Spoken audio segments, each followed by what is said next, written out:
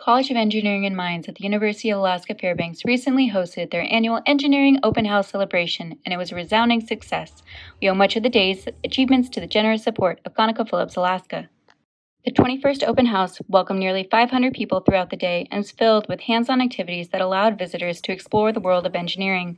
Highlights included gumdrop bridge builds with the second-in-the-nation UAF Steel Bridge team, robot exhibitions, and brush builds with the T3 Makerspace.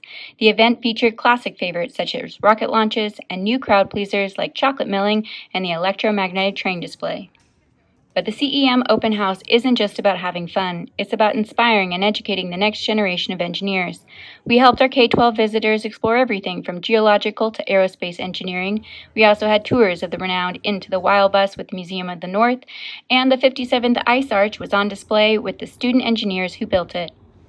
To ensure that everyone was comfortable and happy throughout the day, we had 4 refreshment stations strategically placed around the event, and as the day came to an end, we gave away 2 $1,500 scholarship accounts to encourage and support students pursuing higher education.